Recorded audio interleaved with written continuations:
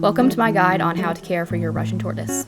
Tortoises are defined as any member of the family Testudinidae, a reptilian vertebrate that lives exclusively on land. All tortoises fall under the category of being turtles, but turtles are not all tortoises. There's many different types of tortoises, but the one that we're going to be talking about today is Testudo horsefilled, or the Russian tortoise. Despite being called the Russian tortoise, they're not actually exclusive to Russia. They can be found roaming throughout grasslands all around Central Asia. Unfortunately, and likely because of their prevalence in Asia, they are very common to be imported into pet stores in the US. This, of course, is very unethical and can have a lot of negative impact on the tortoise. Usually the ones you'll get there are sick, old, and will have infections like mites that can spread to other reptiles. What I did instead, and I highly recommend doing, is buying from a breeder. I got this little fella on August 1st from tortstork.com. He arrived to my house in less than a day in very safe packaging, and he's been perfectly healthy the whole time. Although, of course, just a disclaimer, if you want to get yourself a tortoise, do a lot more research than just this video, and do lots of research on any breeder that you're going to buy from. Now that I've got that out of the way, let's get on to our first topic. Housing. Just like any pet, you're going to need to put it somewhere, so where is that place for tortoises? A great idea for a tortoise enclosure, for a tortoise of any age, is a DIY bookshelf enclosure. You can use a old thrifted bookcase, like I did, and line it with black plastic. His enclosure is about 6 foot by 3 foot. You're gonna want a 4 foot by 4 foot enclosure at minimum. When they're young, you can get away with keeping them in something smaller, like I did. But honestly, there's no benefit to doing that, so you should just put them in the big one right away.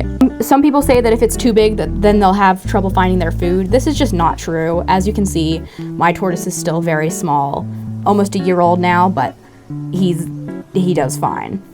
You can also get some commercially made tortoise enclosures on Amazon, but I wouldn't recommend it. Like I said, the best thing you can do is a bookcase enclosure. It'll be big enough, and you can fashion it for exactly how you need. Of course, if you're keeping your tortoise outside, you have way more options, like a corral, or a fence, or maybe even a kiddie pool. I plan to make this little guy one for outside in the summer out of a kiddie pool later on. What to put in the enclosure. Like every animal, tortoises are going to need a water bowl, but unlike other animals, tortoises can actually absorb water through their skin and cloaca, which is why it's best to give them a large water bowl that they can fit into. Along with them having access to water at all times, it's also good to bathe them in the morning for about 20 minutes. However, this is only when they're young. Once they get older and they learn to use the bath by themselves, this won't be necessary, and you can do it for shorter and shorter each time. Another essential that you can't skip is 2 hides, one on the warm end and one on the cool end. I will be talking about heating next. Another thing that you'll need is a flat slate, which I use for feeding him on. This is useful to sand down nails and beaks. Not essential, but definitely recommended, is plants. I love adding plants to my tortoise enclosure because it's very fun to watch him eat them, and it makes me feel a lot less bad if I'm a little bit late on giving him his breakfast. Of course, you have to do your research before adding any type of plants, and you want to make sure that you get them from somewhere that you know does not spray pesticide, or at least wash it very well and leave it out for a while before putting it in. You also, of course, have to make sure that the plant is something that's tortoise safe. I use tortoisetable.com. Another thing that's very important is substrate. I like to provide a mix of cypress mulch and cocoa fiber. This is perfect for burrowing, which Russian tortoises love doing. Alright, our next topic is lighting/heating. As you probably know, tortoises are cold-blooded animals, which means they cannot produce their own body heat and they have to absorb it from the sun, or in this case, a heat lamp. Personally, I use the Fluker's Reptile lamp. I got that on Amazon, and it's worked pretty well for me so far. It's very cheap and very good at what it does. For heat bulbs, I highly recommend the Intense Basking Spot Exoterra. I've tried a few other brands, and this one seems to work the best. It's 100 watts, which is exactly what Russian tortoises need. All of that was not very pricey, but the UVB that I have to recommend cost me an arm and a leg. And UVB is important, of course, because it gives them the nutrients that they would be getting from the sun. I use the Arcadia D3 Desert UVB.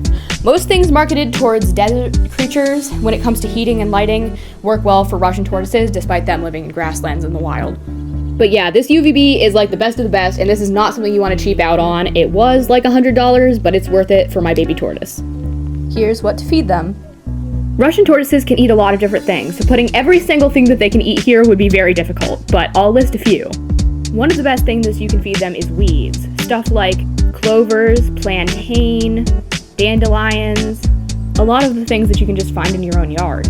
And occasionally feeding stuff like lettuce or other leafy greens that you would already have in your fridge are alright from time to time too. You can also feed other types of plants like potted plants, including violets, aloe vera, spider plants, and a lot of other things too.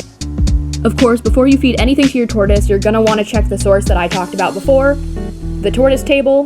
They're very trustworthy and recommended by every tortoise caretaker that I know. Some stuff you're going to want to stay away from is stuff like fruits. This has too high of a sugar content and can cause tortoises to have diarrhea. It can be given occasionally as a treat. I personally don't do this though because they can get addicted and not want to eat other stuff. And then of course you're not going to want to feed anything like meat because tortoises are herbivores, although some types of tortoises like redfoot tortoises for example are actually omnivores and can eat meat occasionally. But of course we're talking about Russian tortoises right now, so never any meat.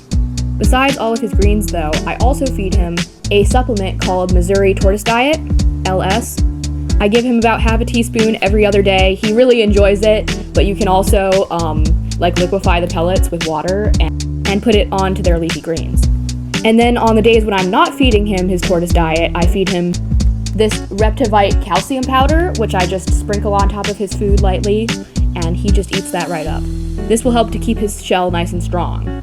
Now, our next section is something that I haven't seen a lot of people talk about, sadly, but it is enrichment. Just like any other animal, tortoises are going to need something to do so that they don't get bored. A lot of enrichment just comes from exploring their enclosure and taking them out.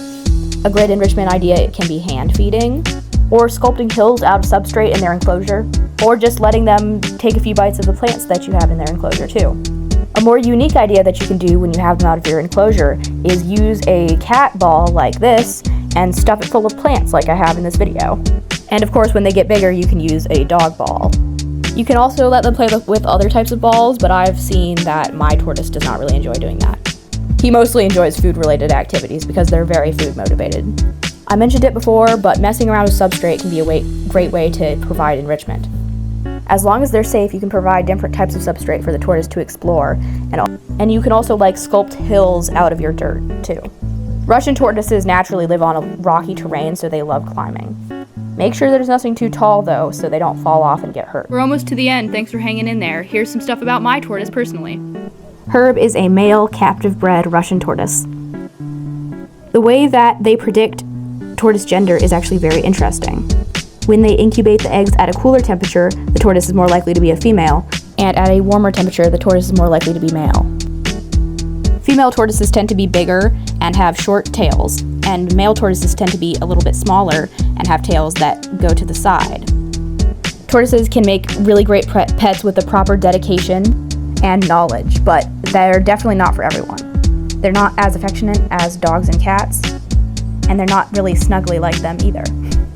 But I really enjoy watching Herb eat and feeding him, decorating his enclosure, and overall caring for him. Like I said in the beginning, do way more research if you plan to get one, but I really hope that this video can raise awareness about care for tortoises and how there's a lot of misinformation out there telling you to care for tortoises wrong. Just as a general rule, don't buy tortoises from pet stores and don't look at the pet store care guides because they're gonna be wrong. If you have any more questions, go ahead and comment below or check the links in the descriptions. That's where I get all my info, and you can also ask questions on the forums and stuff. So yeah, thanks for watching my video. I hope you have a great day, and I hope you know just a little bit more about tortoises now.